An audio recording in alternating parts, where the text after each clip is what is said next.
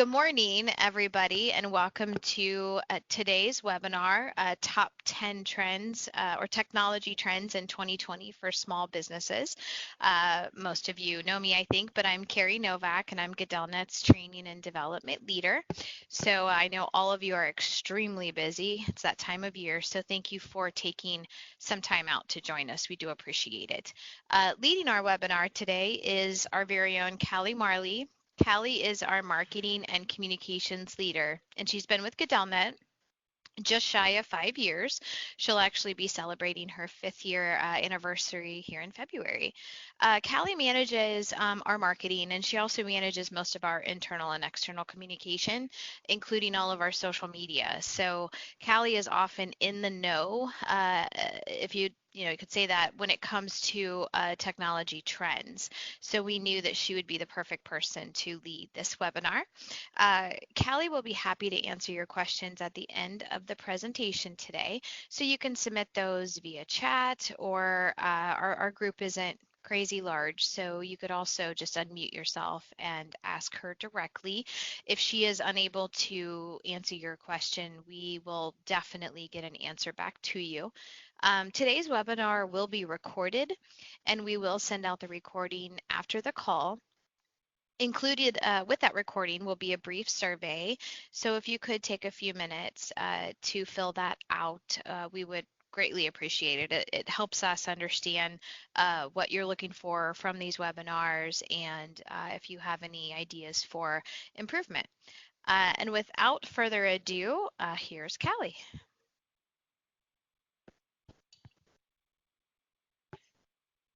You're muted.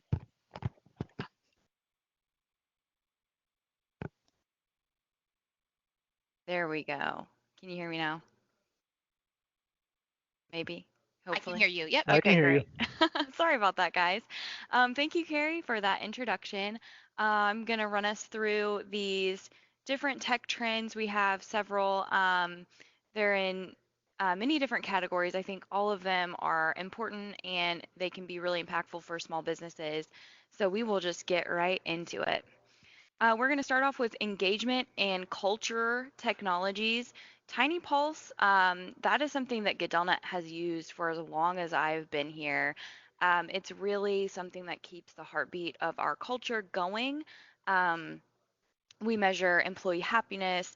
We allow for anonymous feedback and suggestions through Tiny Pulse. People can really feel heard using Tiny Pulse. Every couple of weeks, GoodellNet sends us, all of the employees, one single question. So instead of an employee survey to measure happiness where we're looking at several questions, maybe you're going to have to dedicate even just 10 or 15 minutes of your time. That can feel like a lot to people. So these are just one single question every few weeks. So it could be anything from how happy are you at work? We get that one a lot, scale of 1 to 10. How connected do you feel to your coworkers? Do you think that your leadership team lives up to promises? We even have ones that are, hey, our holiday party's coming up. Any suggestions, anything you want to see? So it can really be anything. Some of the questions are repeated so that we can track how we're doing over the long run in the same areas. But it really just helps us stay on the pulse of how our employees feel with a bunch of, in a bunch of different areas. So it's been a really great tool for us. Culture AMP is really similar to Tiny Pulse. They focus on retention, engagement, growth, and inclusion. Their insights are easy to export. All the data that they collect from employees go right into these dashboards for the leaders to benchmark their progress. So, are we doing better in this area than we were a year ago? But they are also able to benchmark themselves against other companies. With both of these tools, it's always going to be anonymous. So your employees don't have to worry about, well, I have something a little bit negative or I have a suggestion that's kind of a big ask. They don't have to worry about being pinpointed for that. Even through the process of a leader reaching out and wanting to talk a little bit more about their comment or suggestion, it all stays anonymous. So those are two really, really great tools if you want to up your engagement with your employees and make sure that your culture is kind of at the level and where you want it to be. So next we're going to talk about performance tracking. We have used both of these tools in the past. PerformYard we implemented just about a year ago, I would say, and PerformYard is really robust. We can use it for our quarterly reviews, and we do use it for our quarterly reviews. That process is made very simple by PerformYard. We can do 360 reviews through PerformYard, track sprint goals. So over, each quarter, everybody in our company, they come up with sprint goals. You're able to track those through PerformYard um, for individuals, teams, and the organization.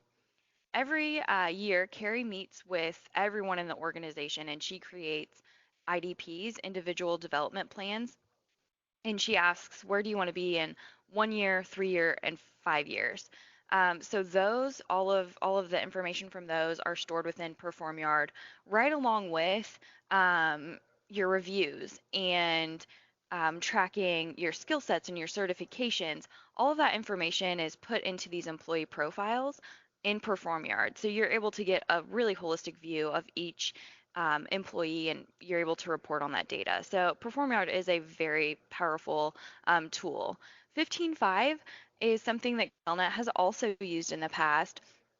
Um, it's not quite as robust as PerformYard, but we used it primarily for tracking those sprint goals. So those quarterly goals, you were able to kind of connect what you're doing each day, your daily activities, your weekly activities, to those goals that you have over the quarter. Personally, so your individual goals, and connecting those to your team's goals and your company goals. So, for instance, each week I could report in on how I was doing with getting leads to our website.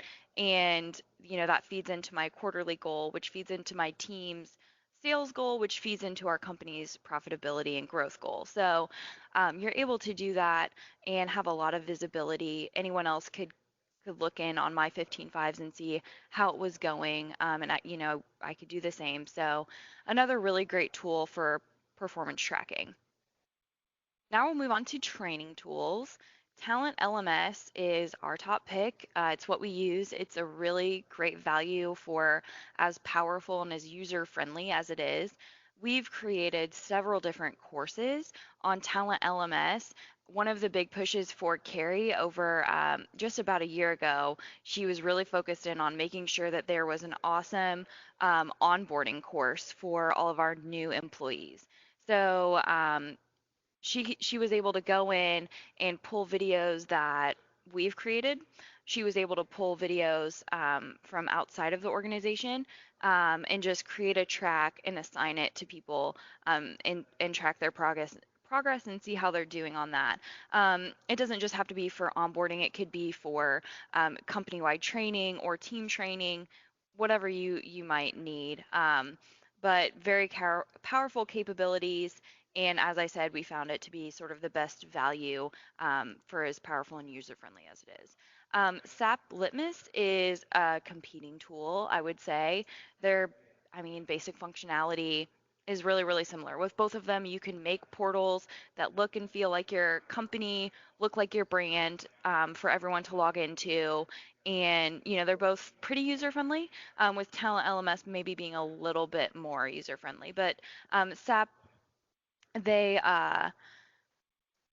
they are very highly rated. Their customer service score is really high, um, and they might have a few more trainings that they've sort of created that you can use than Talent LMS, but both very, very great tools. So for website engagement, these two tools we both use, or we use them both, and they're not for the same thing. So they're not really competitors. They're both really powerful and really great. So if you've been on our website, you may have seen in the bottom right corner a little bubble pop up asking, "Hey, can we help you?" And you see my face. That's Drift, and it is an tool to engage with visitors on our website. And yes, I really am here waiting for drift messages. I'm waiting to respond to anything from service desk questions, which I don't have the technical ability to actually help you through those, but I will get you to the right place. Questions on products and services, things like that. Um, And if you, for your company, you needed it more for customer service purposes or almost like a service desk chat or, something more like that, it has the capability to work that way. For us, we just want to engage people, start conversations. That's what we use Drift for, and it's been really great. So CallRail is it tracks your calls. It kind of silently works in the background once you get it set up, and you tell CallRail, hey, this phone number, it is found on our website. This phone number, that's connected to our Google Ads. This phone number, this is, on our Facebook or whatever. So you're able to track where people are calling in from, which helps you gain insights into um, where people are finding you, and you can either put your dollars there because you're getting to people, or beef up another area if you don't want everybody coming across you on Yelp or what have you. Um, so both really easy tools to use with powerful insights. With CallRail, they just send you every week, hey, here were your call volumes, this is how it compares, this is where everything came from. So you're able to just keep a pulse on where you're getting all of that traffic from. So next we'll move on to social media tech. Um, as we all know, social media is more and more important for small businesses every day. Um, there are a lot of things about social media that make it easy to connect with target audiences for small businesses. Buffer's they've been on the scene for quite some time now, and they're known as a really premier tool for scheduling and organizing your social media engagements and your social media posts. So something it social media has always been a little bit smoke and mirrors for some people as far as well, they're all social media, but they're slightly different. Like you need to get your content out maybe in a little bit of a different way on Twitter versus Pinterest, and how do you manage all of that, and how do you see what's being most effective? So Buffer pulls in all the analytics, and it allows you to um, schedule everything from one place. So you don't have to log into Twitter, to LinkedIn, to Facebook, um, all these different places. You can just log into one place and manage everything right from Buffer. Social Sprout, they really help you build stronger relationships with your social media. They give you insights on how to reach your audience through those different mediums. So as we kind of discussed, different social medias kind of help you engage with people in different ways. Social Sprout focuses or Sprout Social focuses in on that. They help you really engage with the online community that you're a part of. They take it a little bit further than Buffer. I mean, they have the same abilities to schedule posts and to pull in data from all these different places and see it in one place. But they also have integrated listening tools, and what that means is it will alert you if maybe some keywords or some big industry news has broke that you need to get on social media and report about or talk with customers about or what have you. It lets you know what's trending online so you can join that conversation as it's happening. So now we'll move on to communication tools. Microsoft Teams and Slack have both been used by GoodellNet. We moved away from Slack a little over a year ago and fully jumped in with Teams. As you guys know, we are big on our Microsoft suite, and we did an entire webinar on Teams earlier this year. We won't go into that much detail with it. Um, the fact that it's a communication tool is really just one of the benefits of Teams. It is so much more powerful than that. It's a hub for all of your work, but it has that instant messenger functionality. You can chat with several people.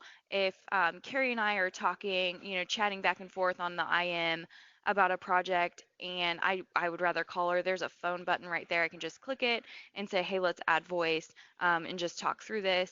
You can have chats with different channels on Teams. So for a project or a team, or like here in Indy, we have the Indy team chat. So if something's going on here locally, we all need to know about, we can jump on there. Um, but like I said, it's really a hub for Microsoft where you can integrate Planner to track your projects, you can integrate your calendar and your meetings, you can meet from Teams, integrating your OneDrive so you can work on documents from one place with your team. All of the Microsoft products feed into it, along with it being a communications tool. Slack has been a really powerful tool as well, not quite as powerful as Microsoft Teams, but still no lightweight.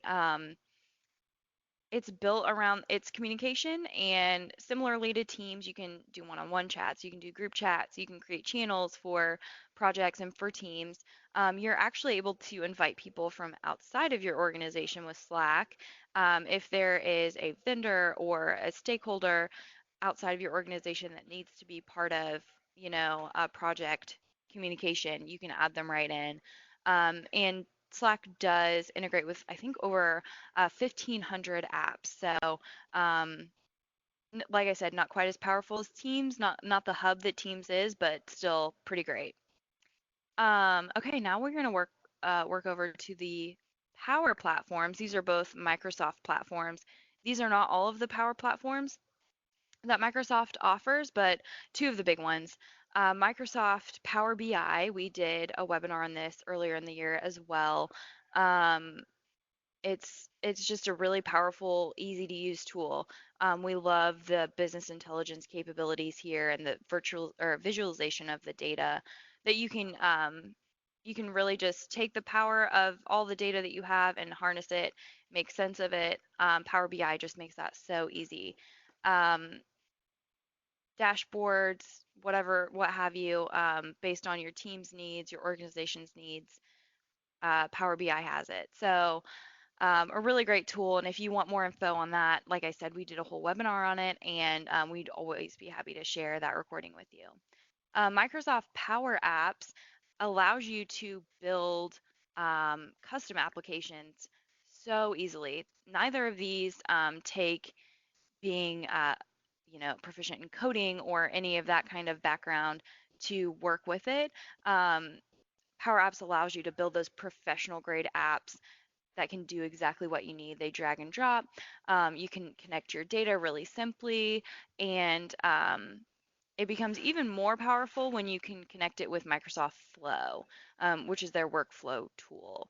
So, like I said, the power platforms of Microsoft BI, they're not all represented here, but business intelligence and Power Apps, um, making the most of your data with Power BI, and then customized apps with Power Apps are both really great options for small businesses and can help you just make the most of all of your data. So next we're going to move on to documentation management. We're going to talk through Quozel and Scoro. Quozel is something that Gedelnet does use, and it was created with small and medium-sized businesses in mind. It makes creating quotes really, really easily. These standard templates are created for you where you can drag and drop in your logo, your standard wording, and all of that good stuff. And it integrates with a lot of CRM platforms, and the mobile app allows you to take it on the go. Quozel's a really, really great tool, easy to use for small businesses. Scoro, is a great alternative as well. They have their own CRM built in. You can also automate your quotes through this. You can export PDFs. You can report on your sales pipeline. They make it really easy to customize and to integrate with a lot of other platforms. So, two really great options for document management here. Next, we're going to move on to Office 365. I've already mentioned so many of the Microsoft tools here, but as you can see from this quote from Joe, um, it really is just the best out there, and we back it, and we believe that Office 365 can help you drive your business. Um, so we've already talked about Teams and OneDrive and Power BI and Power Apps and Flow. Um, and Office 365 is the suite that encompasses all of those. And our team, of course, can help you migrate if you're not part of Office 365. If you are and you feel like I've told you about a few apps you didn't even know about within Office 365, we can always help you maximize what you're getting out of your 365 subscription by just tapping into some of these tools that are already available to you. So, if you need help there, your account manager probably has a few suggestions and a few tricks up their sleeves. And our strategic services team can always help you. We have blogs on this, we have full webinars on this as well. Um, but you all can see what Joe says here about it just having so much to offer, more than just Outlook, more than just Word. It's a really powerful tool that we use here and we really believe in. So, finally, we're going to talk about simplification, and that is actually not the name of a new trendy platform. It's just more of a strategy. So we think that's going to be really important in the new year. We've suggested a lot of tech tools to you in this webinar, but keeping it simple. Here, we really are talking about cloud-based applications and making sure that all of your apps are connected, can talk to each other, um, and making sure that everything that you have you can access from anywhere.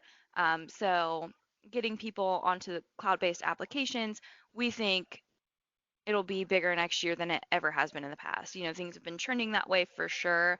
If you're not already on the cloud, um, it is definitely the way of the future. So, with that, those are our 10 trends that we wanted to talk through. If you guys have any questions, I would be happy to answer them. You can shout them out or use chat, whatever works.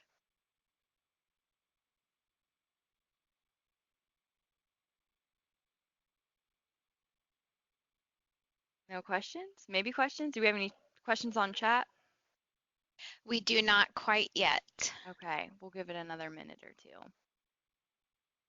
And as all of you know, and Carrie mentioned, this has been recorded and we will send it to all of you. So if we went through a couple of these tools a little fast and you want to listen back, you'll be able to do that by this afternoon.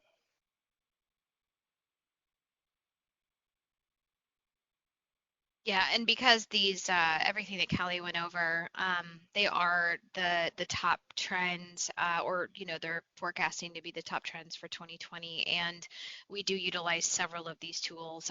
So there's also a lot of information out there online, but any like Callie said, I mean, you can ask us anything, and even if we aren't utilizing the tool, we can help point you in the right direction.